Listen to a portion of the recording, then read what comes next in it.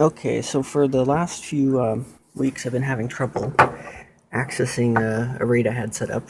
This was one of the drives. It was reporting errors, and a couple days ago, it just wouldn't work at all. So I pulled it out. First, I took the RAID apart and looked at each drive separately through the computer. But the first thing I noticed on the back of this circuit board was this odd corrosion. I haven't seen this before, not on a hard drive. Spilled coffee on the camera, so it doesn't focus well anymore. So that didn't really connect to anything. So I pulled the board off, and it took me a little while to realize it. But the opposite side, I saw the corrosion, but I didn't realize it. It connects to the read-write heads in the voice coil inside the drive. This little connector here, and that is for speed control on the motor. So I bet that's all that was causing problems. The data might be corrupt, but I can recover from a backup. Just reformat the whole thing. You can see,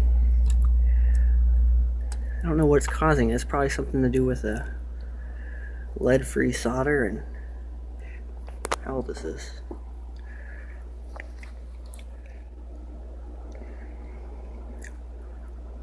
December 2009. Let's see, where does the power connector connect to? Right there. Oh, there it is. It's a little set of pins right there.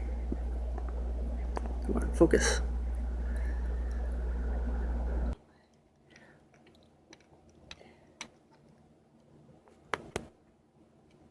You know what? It almost looks like tin.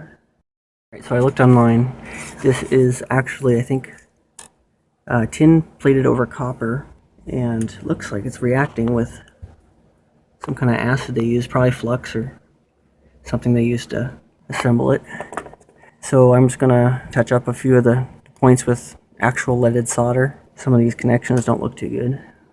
This side doesn't have a problem, but pretty much every Western Digital drive from that era has the same problem. So if you're getting a lot of errors, or just if you got an old drive, you should check it and clean it up before it destroys any data you may want.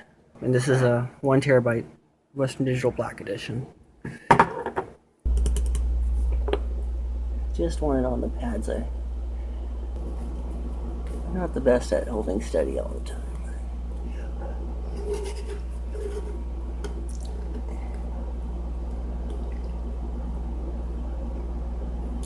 Just wiggling around the pads, trying to get the solder to actually stick to it. It's very tiny. Just by wiggling around each pad really gently, get it to take some of that solder. Once I get each one coated, then I'll go in with some solder wick and remove any excess. So what I'm doing, I'm mixing the lead solder paste with what they used originally, which is lead-free. And that way it'll make better contact and won't corrode as quickly. That last one just doesn't like to cooperate.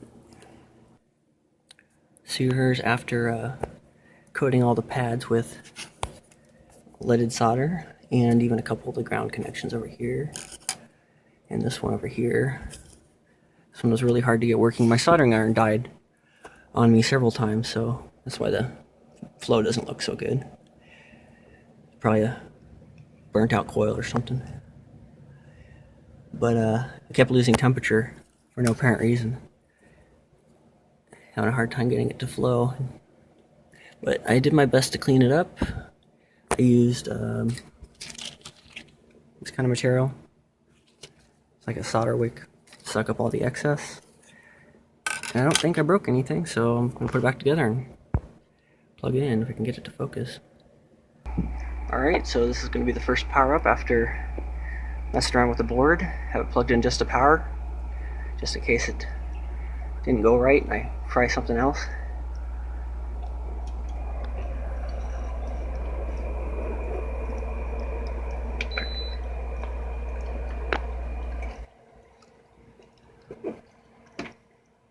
It's running. You can feel the discs moving. As you can see, I'm still Y2K certified. Little sticker there.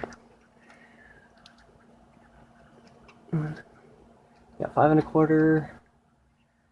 It's 3 1/2 super disc.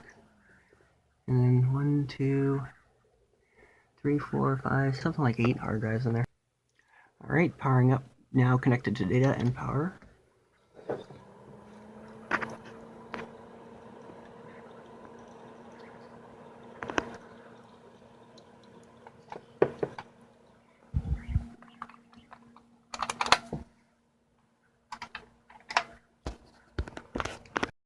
Here it is showing up. The WD. Wait, no, that's not the one. It's one of these two. I think it's channel 3. That's right. Anyway, it doesn't matter, it's showing up. Let's check them, make sure it does something. And showing up as information, okay. Another one just in case. And that seems fine too.